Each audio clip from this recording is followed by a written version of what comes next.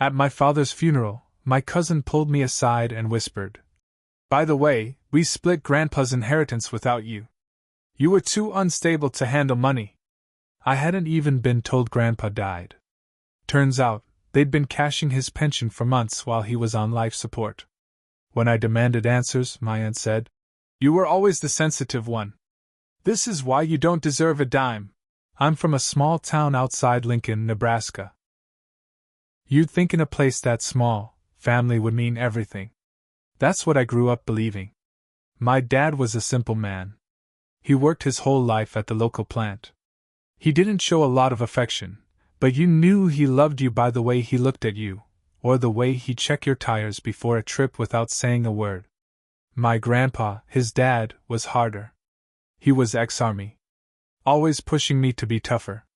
To be a man, even when I was 6 years old and crying because I skinned my knees. But he had a soft spot, even if he didn't show it much. He'd sneak me candy behind Grandma's back, take me fishing at the crack of dawn, teach me how to fix up old cars in his garage.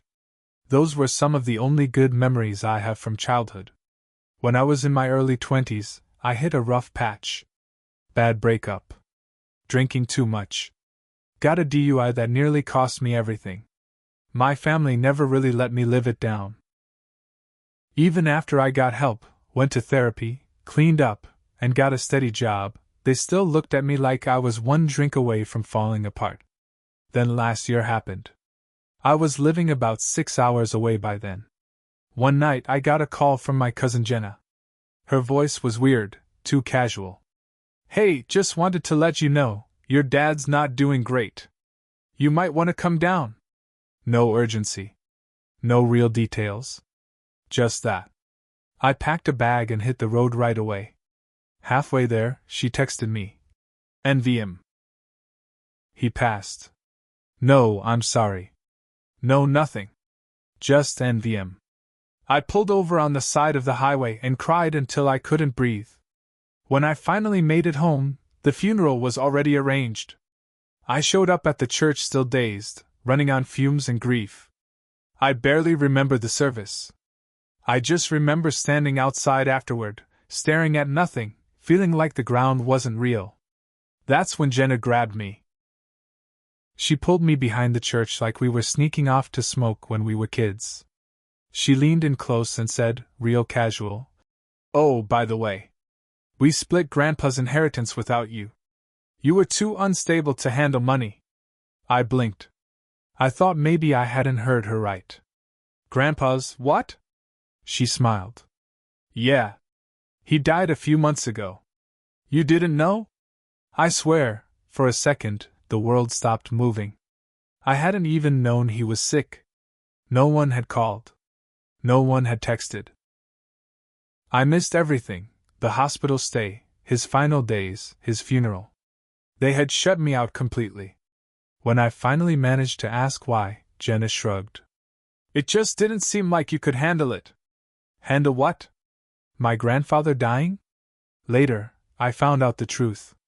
Grandpa had been in a nursing home, hanging on by machines, for over 6 weeks. During that time, his pension checks kept coming. Marcia, my aunt, Dad's sister, and her kids, Jenna included, were cashing them. Month after month. They never reported his condition. They never told Social Security. They just kept cashing the checks, as if nothing was wrong. When Grandpa finally passed, they arranged a small, private funeral. No obituary in the paper. No announcement. No notice to me. Then, miraculously, a new will showed up. One that left everything to Marcia and her kids. No mention of me at all. When I cornered Marcia about it after the funeral, she looked me dead in the eye and said, "You were always the sensitive one. This is why you don't deserve a dime." I wanted to punch a hole through the wall. I didn't even care about the money. It was the betrayal. The lies. The fact they treated me like I was dead to them. I tried to get a lawyer. I wanted to fight it. But Marcia had been smart. The will was dated while Grandpa was supposedly still mentally competent. It was typed up, signed, but no witnesses. Still, in Nebraska, that could hold up if nobody contested it in time. And of course, I didn't contest it. Because I hadn't even known he was dead. When I pushed harder, Marcia's lawyer sent me a letter. It said if I pursued legal action, they would sue me for emotional distress and defamation, bringing up my past DUI, my therapy visits, anything they could dig up to make me look unstable. They had built a wall around themselves, and they made sure I was on the outside. But here's the thing about being the sensitive one.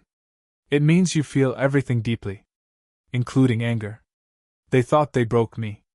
They were wrong. I wasn't about to let them get away with this. After the funeral, I stayed in town. I crashed at a cheap motel on the edge of Main Street. It was cold and smelled like cigarettes, but I didn't care. I needed to think. I needed to plan. The next morning, I went down to the courthouse. I requested Grandpa's probate records. If they had filed the will officially, it would have to be listed there. Nebraska law was clear about that. When the clerk pulled up the case, there was no will on file. No probate opened. Nothing. It hit me like a ton of bricks. They hadn't even bothered to make it legal. They just split everything under the table. Took his bank accounts, sold his truck, emptied his safe deposit box. Like vultures picking over a body nobody would miss. I sat there in that ugly courthouse lobby shaking. They thought they didn't have to be careful. Because I was the unstable one. The sensitive one. The family screw-up. They didn't think I'd have the guts to dig into this. They didn't know me at all. That night, I started making calls. I tracked down Grandpa's old neighbor, Mr. Vaughn. He still lived across the street from Grandpa's house. When I asked him about it, he said something strange. Thought it was weird, he said. Saw a moving van there 2 days after he passed. Bunch of them loading up furniture like it was a garage sale. Heard Marcia say something about getting it all before the bank could. I asked if he ever saw Grandpa sign anything before he went into the nursing home. He just shook his head. Last time I saw him, he could barely hold a pen. That was all I needed to hear. I spent the next 2 weeks gathering everything I could. Bank records. Nursing home records. Pension statements. I even filed a Freedom of Information request for Grandpa's Social Security payouts. Piece by piece, I built a case.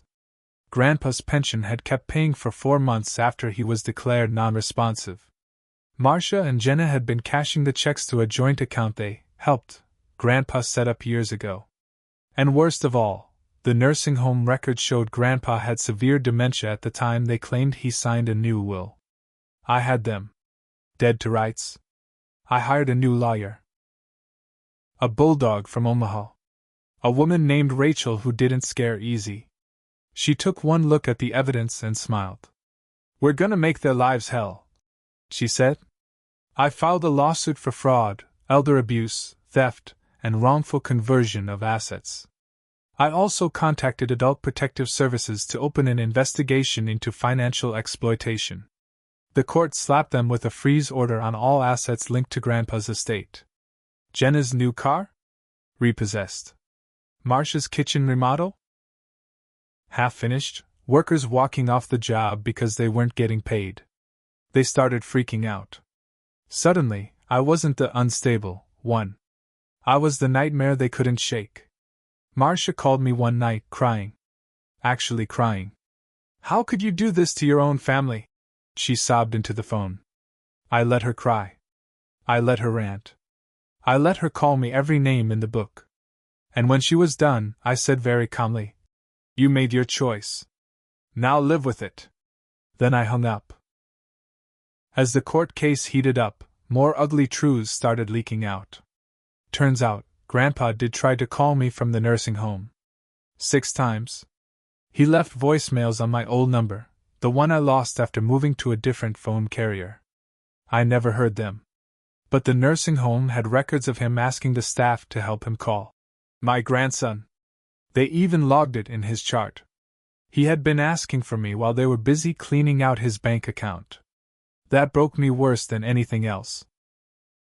They didn't just steal money. They stole my chance to say goodbye. In one court filing, Rachel found something strange. A document Marcia submitted trying to explain the missing pension money. It wasn't even close to legal.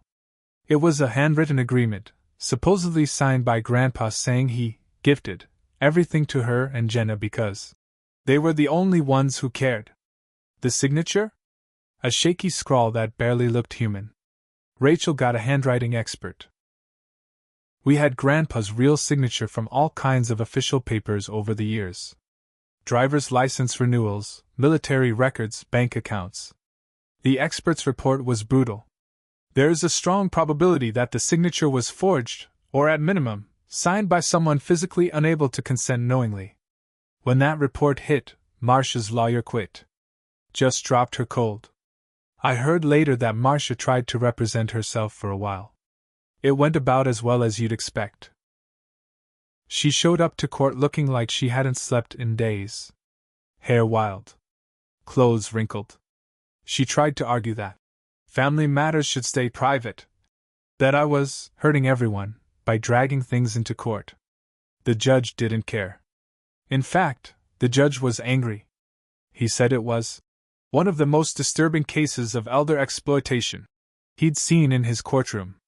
He referred the case to the county prosecutor for possible criminal charges. Meanwhile, Jenna was falling apart too. I guess when the car got repossessed and her Instagram followers saw her life unravel, she didn't handle it well. She started posting vague threats online about fake family and people who destroy everything. Stuff like that. I ignored it. Until one night, I came out of the motel and found all 4 tires on my truck slashed. There was no real proof it was her, but everybody knew. I filed a police report anyway. That same week, Jenna got picked up for shoplifting at the local Target. $200 worth of makeup stuffed into her purse. The golden child was cracking. Marcia tried one last move. She offered me a settlement. 20 grand. That was it. After stealing nearly $200,000 between Grandpa's pension, house, truck, and savings, she offered me scraps. Rachel didn't even dignify it with a response. She just filed a motion for full restitution plus damages. If Marcia thought she could lowball me into going away, she was dead wrong. This wasn't about the money anymore. It was about making sure everyone saw what kind of people they really were. The case dragged on for another 6 months. By the time it went to trial, our town wasn't whispering anymore. They were talking out loud. Every trip to the grocery store, every stop for gas, people stared. Some gave me a nod of support. Some just looked away. Small towns love gossip, and this was better than TV for them. In court, it was brutal. I sat there, stone-faced, while Marcia and Jenna tried to paint themselves as victims. They cried. They told the jury they only did what they thought was best. That Grandpa was confused. That I was dangerous and unstable. Rachel ripped them apart. She showed the jury the forged signature, the missing pension money, the timeline of Grandpa's decline. She read the nursing home notes about Grandpa begging for me. Then she turned the focus onto me. I was no saint. She didn't sugarcoat my past. She admitted to the jury I had a DUI, that I went through therapy. But she framed it exactly right. Mr. Lane is not perfect. None of us are. But that doesn't make him any less a grandson, or any less worthy of basic human decency. The jury was out for less than 2 hours. They awarded me full restitution. Every stolen dollar. Plus another $75,000 in punitive damages. But that wasn't the end.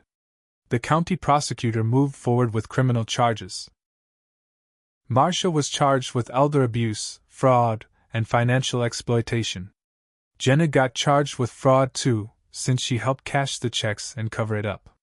Both of them ended up in court again, facing prison time.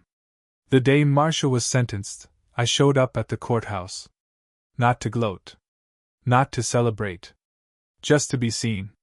She refused to look at me when the judge gave her 2 years in prison. Jenna got 1 year probation and mandatory community service. She cried in front of the cameras like she was the real victim. No one cared. In the end, the house got sold off to pay debts. Their fancy cars got repossessed. The new kitchen? Ripped out halfway, sold for parts. Everything they built on stolen money turned to dust. As for me, I took the settlement and left that town behind for good. I bought a small place outside of Des Moines. Nothing fancy. But it's mine. I still have bad nights. Nights where I think about Grandpa laying there, alone, asking for me. Nights where I wonder if I should have fought harder to stay in touch, no matter how they tried to shut me out. But then I remember something Grandpa used to say. Being strong doesn't mean you don't feel the hurt. It means you don't let the hurt make you cruel. I fought the right way. I won the right way. And they will never, ever forget the day this sensitive one took everything back.